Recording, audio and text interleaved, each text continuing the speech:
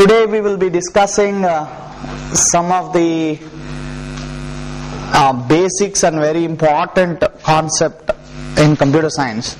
We're going to see what is we're going to see an introduction to programming languages, and we are going to also see a little bit introduction about Java as well. Basically, what you're going to learn today, you're going to learn what is a mission language, what is high level language, low level language, native language, JVM, compiler, interpreter, and Java bytecode. These are some of the acronyms which we'll be hearing in and around Java technologies, where most of us, we think we know about these things, but what we actually know is a little bit different than what is actually is.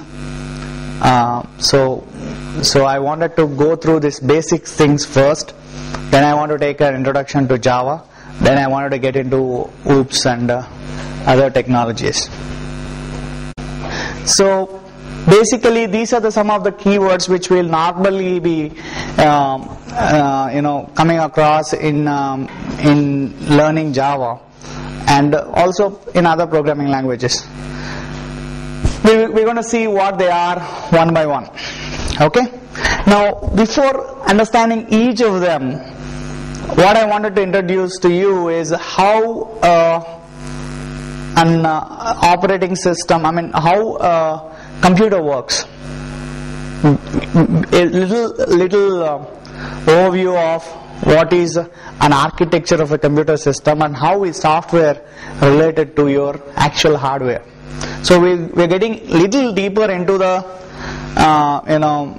hardware level and software level, and trying to understand how all these components work together to give you to allow you to program in any programming languages. So we're going to see the first thing which happens is whatever we purchase from the stores, what do we get? We get a hardware, right? So in a hardware, what happens? We're going to have CPU, RAM, hard disk, floppy disk, wires, and all these things. So this is nothing but your hardware. We all know about it, right? These devices, hardware devices, your hard disk, floppy disk, your RAM, and all these things are physical devices where they cannot speak any other language. If we want to communicate to a particular hardware device, I have to use some language to talk to it, right? So say for example, if I want to write something to a floppy disk, how do I know? Normally what do? You put a CD and just burn it, right? But there is a physical hardware device which has the which has the writer. Writer will go and it will have a head. The head is going to go and write manually into the track. Now, how does it understand that it needs to write a particular file or particular data onto this? Because it's a hardware device. How does it know? It needs to know through some means. Okay. So what sort of language? How do I communicate to hardware? That's one thing which I need to know. Right? So how do I make hardware work? In what language should I speak to a hardware? You cannot speak English to your floppy disk and say, write this. You have to speak some language. Now we're going to discuss what is that language. Okay. Now on top of hardware, now what is the first thing that you will do once you purchase a computer? You will install an operating system. Now why are you going to install an operating system? Why can't you use your system without an operating system? Because you cannot communicate to the hardware. You need some sort of system, something that you can use to communicate to the hardware. So that particular environment is your operating system, or it's otherwise called as platform. So you buy a hardware, on top of it you install an operating system. So whatever you wanted to speak to the hardware, you're going to speak to the operating system, and operating system is going to convert those calls to the way the hardware is going to understand. Because you cannot speak to a hardware. Who knows Who can speak to the hardware? Operating system. As simple as that. Let's keep it to that level now. We will discuss more about this. Now, what types of operating systems do we know? Windows, Unix, Macintosh, Sun Solaris, Motif. So many kind of operating systems. Yeah, Vista is part of Windows. Right? So in Windows itself there are various versions. But different kind of operating system, or Unix, Macintosh, Sun Solaris, HP UX, all of them are different operating systems. Why are they different? Because they are actually developed by different companies. I also can develop an operating system, then I might call it as Dinesh operating system. Okay, so anybody can develop an operating system. So what is an operating system in general? It's an interface to the hardware. So if I want to talk to a particular hardware device, or if I want to do any sort of communication between the hardware, I need to use a operating system, a layer on top of it, because I cannot directly talk to it. Okay. Now, so far clear. Now, so what is the main functional unit of a computer? CPU. So CPU does all your processing. If you want to do A plus B, what do? You will have something called as registers. You heard about registers, 8085, 8086 processing. So you will have something called as a register. Now you store these values in a register, then you send it to a processor. Processor will add these values, put those values in some other register, and that one you can use to get the result. So this is a simple addition. But if you want to do any process in a hardware, who does the process? CPU. Right? CPU is the main person who is going to govern all the communications to the different devices, doing calculations. You will have numeric processor, you will have main processor, and all these different sections communicate together to give you that working experience on a computer. Right? There are so many things involved in doing a simple additions or subtractions or doing anything in software, in the hardware. Right? So the CPU needs to be informed that I need to do this, I need to do this. Then only CPU can perform. So who is going to instruct that? Your operating system. Because you cannot talk to your CPU directly. Right? Now so far clear. So if I want to talk anything to the operating system, anything to the hardware, I will use the operating system. So if I want to burn a CD, I will tell the operating system to burn it, then operating system will burn the CD for me. Okay.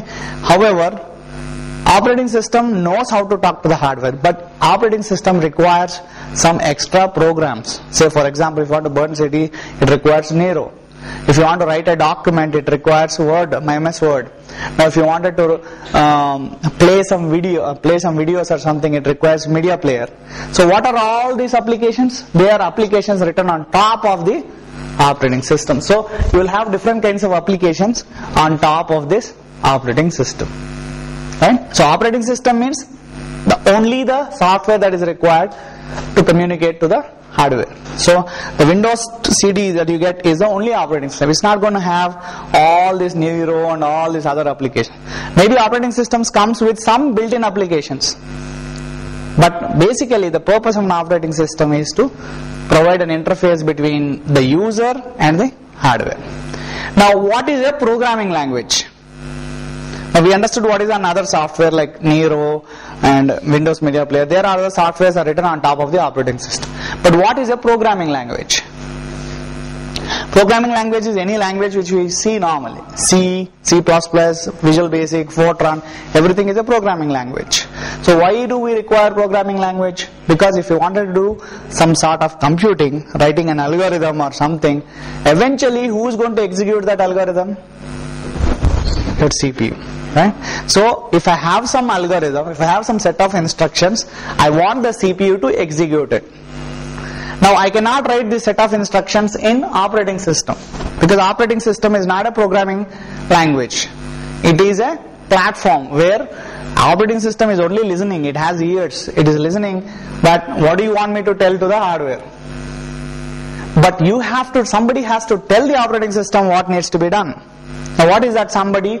in programming language, that can be some set of, you can write some set of instructions which can be executed, and that instructions can be converted to in a language which operating system can understand, and operating system can do that, send that process to the CPU, and CPU can process them. Okay, so where is your programming language? My programming language are on top of my operating system. Say for example, take Visual Basic, take Turbo C, take any programming language, Fortran or whatever. You install that where? Inside the, on top of the operating system. All programming languages run on top of the operating system. So you will have hardware, operating system, and language. Now the programming languages are themselves divided into three sections: low level languages, middle level languages, and high level languages. Okay, now all these three are called programming languages. So these are three categories of programming languages. You understood? All these three together are called as programming language. We will see what are they individually. Okay. Now, low level languages. Now, what do you mean by low? All of you know that what is low, high, and middle level language. Now, if you think low, that means these languages are nearer to your hardware and your operating system. That means if you take an example of Andhra Pradesh and Karnataka. Now do you understand, can you speak Kannada? No. But if you go nearer to the border, say Ballari or some place, you can speak, people there can understand a little bit of Kannada.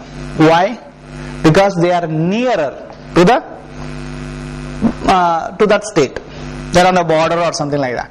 Now these languages which are called as low level languages are very near to your hardware. That means these languages will sound very similar. The coding of these languages will be very similar to the coding of this, whatever the operating system coding is. Coding in the sense the representation of the instructions. These instructions are going to be very, very similar, nearer to this. Even the people in the border may not speak fluent Kannada, but what they speak can be, little better than us, and that's why they are called low. That means when something is low, it means they are nearer to the hardware and your operating system. Now, on the opposite, when you say high, that means this language is Greek and Latin to this. Why? Because if I take an American to a village and if I ask him to speak to the village people, for the village people that is going to be a really high level language. Why? Because what he speaks is totally not understood by the village person. But maybe if I go and speak, though they can, if they know a little bit of English, at least they can follow us. But if an American person is speaking, it's too high for them. Now high means what? That means too much deviated from what I can understand.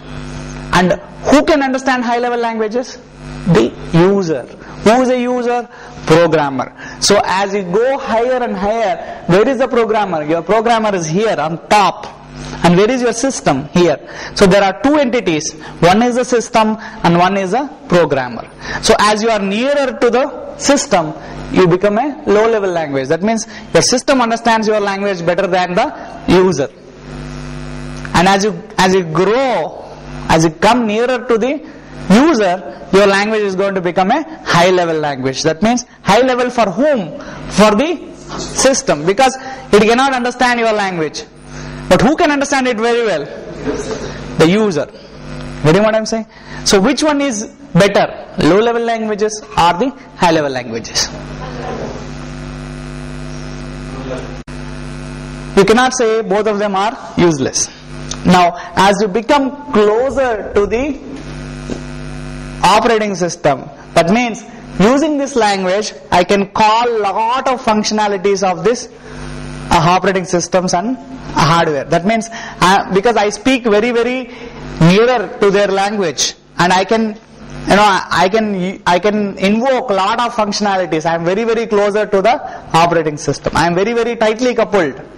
That means I can have access to a lot of functionalities of your operating system when it is a low level language, because its language is going to be very closer to the operating system.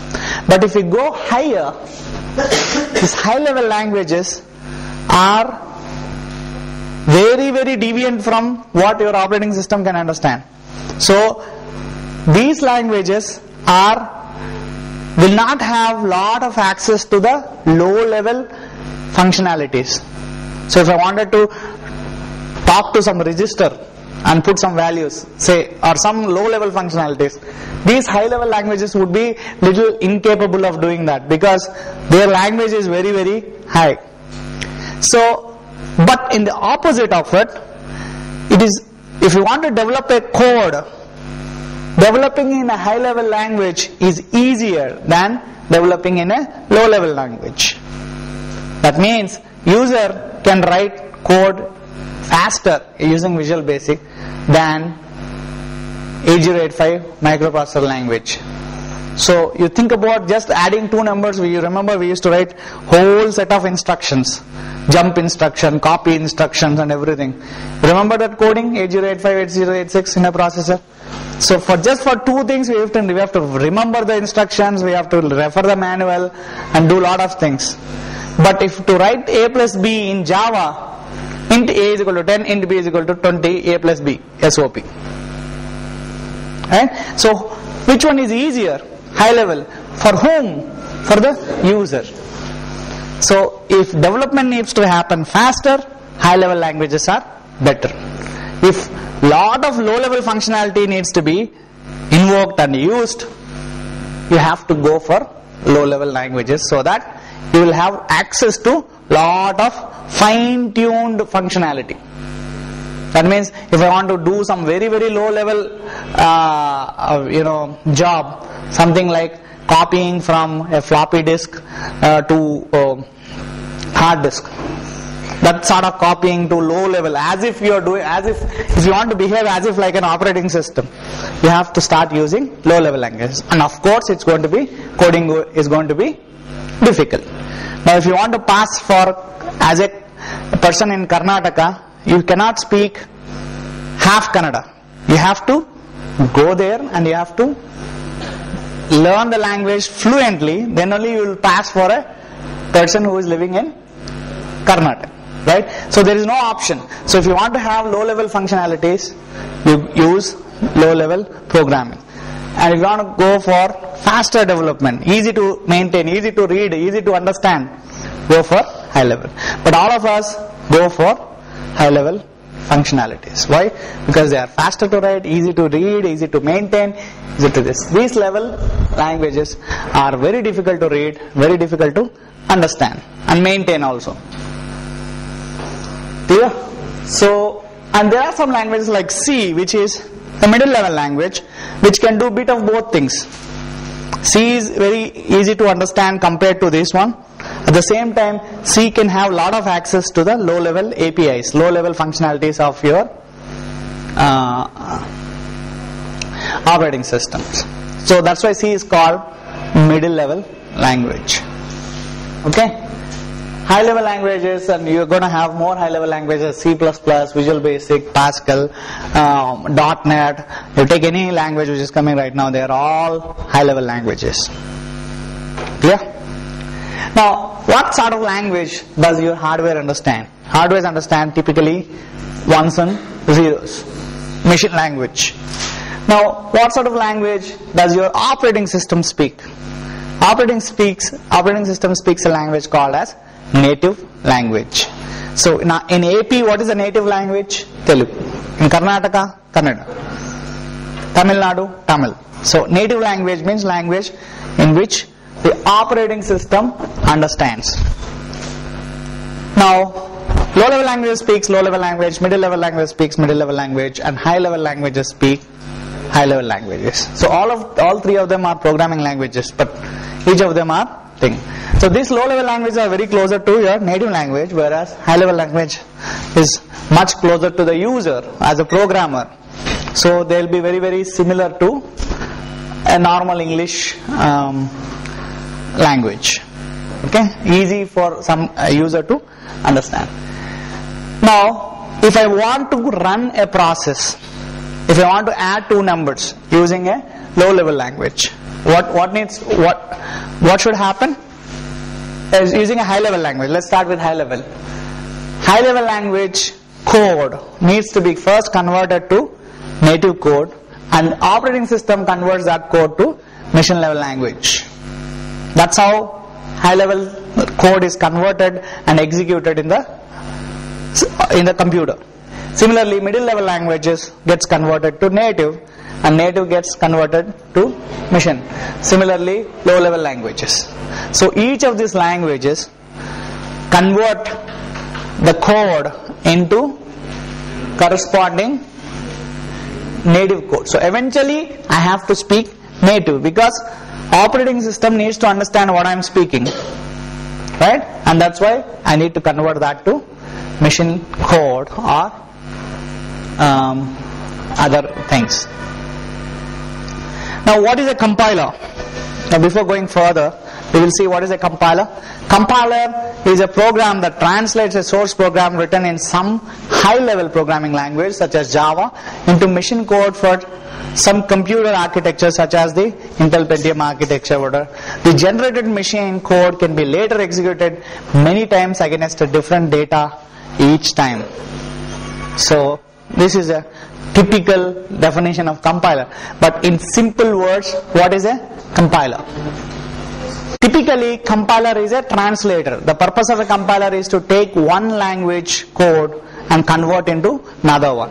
So compiler is like a guide. If you go to China, there is a guide who's called as a compiler. Whatever you speak, he's going to translate that into Chinese and say that to another person. So the main purpose of a compiler is translation. So what is a compiler? Compiler is a program. It's nothing but a program that translates.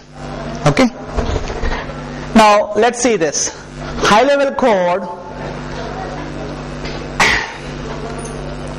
High level code is taken by the compiler, translated to machine code. But actually, this is not connected to Java. It is in general.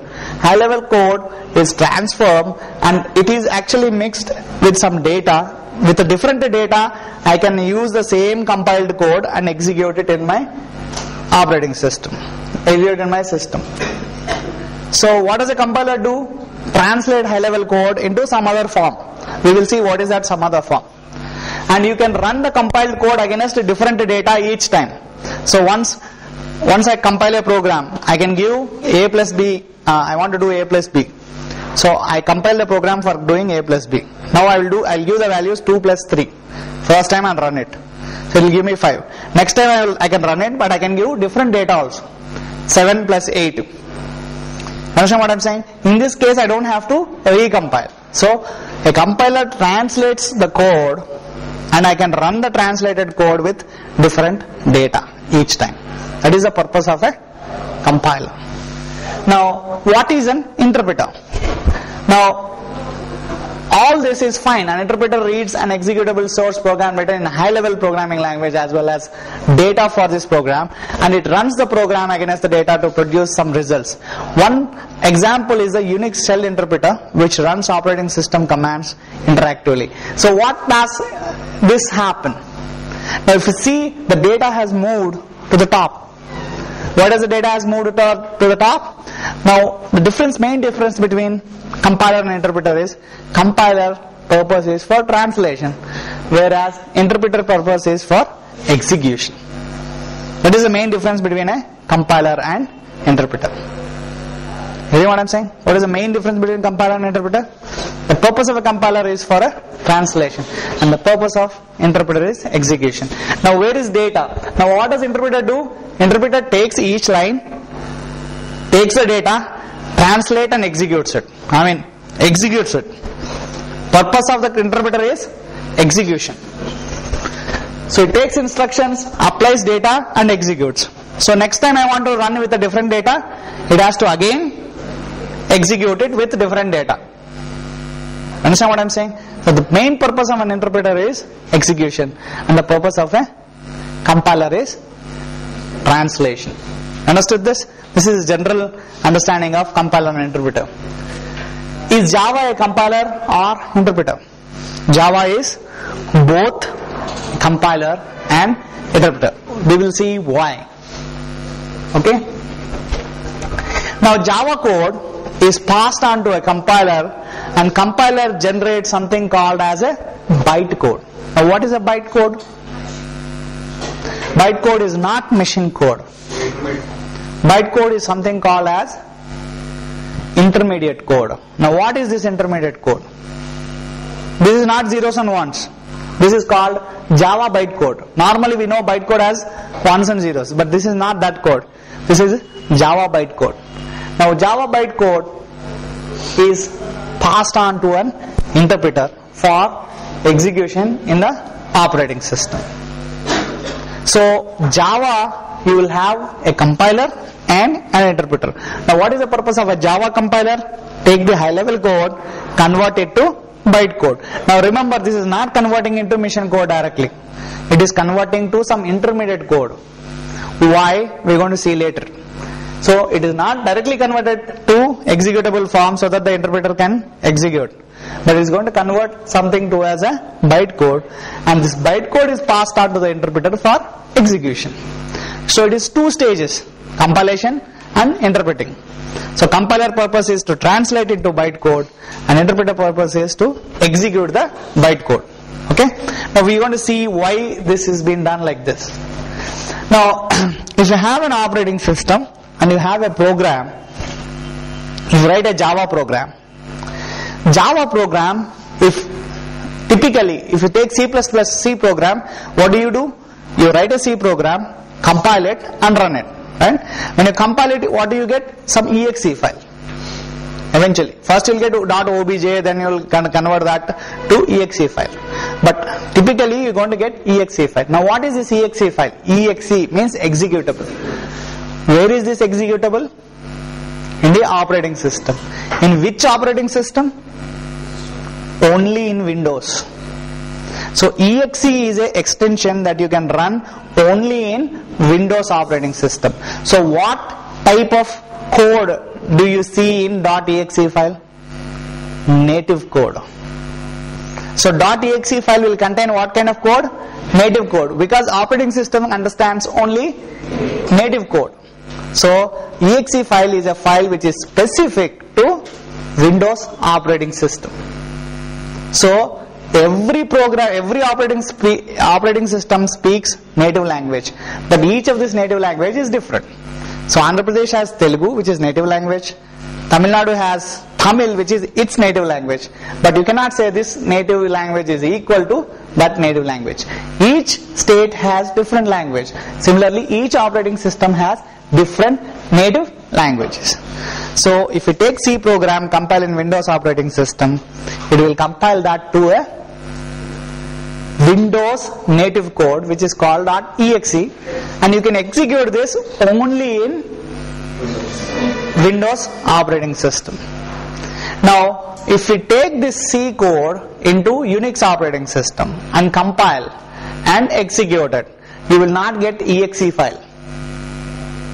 Because why you will not get exe file? Because the compiler which you use in Unix is going to be different from the compiler which you are going to use in Windows. Why? Because exe file is only native language of Windows, whereas in Unix it might have some other language, some shell script .sh or something like that. I am not worried about what is that extension, but it is going to be something else, not exe.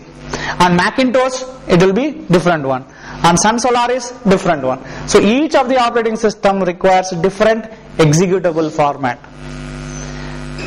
None of them can interact with each other.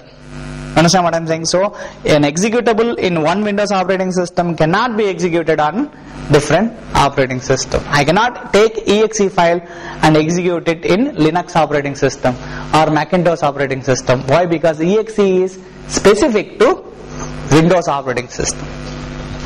So if a Java program needs to run, where should it run? It should run inside the operating system. Now when a Java program wants to run, normally Java program is never executed directly in the operating system. Why? Because of one concept called platform independence. Now if a C program, is C platform independent? Why? What do you mean by platform independency? What is a platform independency means that if you write some code in one operating system and compile the code, so I have an executable form of the code. Now the executable form of the code should be able to run on any operating system. So if I write a code in one operating system and compile it, I should be able to take the code to a different operating system. Without recompiling, it should be able to execute there. That is platform independency. That means program once compiled, that is what is important, once compiled should be able to be executed on any operating system. That is a platform independent behavior. Now C program .c file, I can write it in Windows, compile it, execute. The same .c file I can take it to Unix operating system, compile it there and execute it. Take it to Macintosh operating system, compile it there and execute it. But what I cannot do is take the C program in Windows, compile it and take the .exe file and run it on a different operating system without having to recompile, which is not going to work. And that is why C is not platform independent. Not just because you cannot write C code in different languages. .c file you can take it to any operating system, compile and run. That is not platform independency.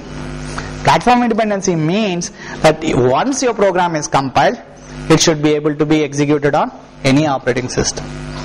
C is not platform independent and Java is platform independent. Now what is the difference in Java? Why is Java platform independent and C not platform independent? Now we will see that in a moment. Now when you take a Java program and run it in an operating system, the moment you say run, normally C program, if this was a C program, it will run directly in the operating system. But this is not a C program. If it runs directly in the operating system, that means my program is dependent on my operating system.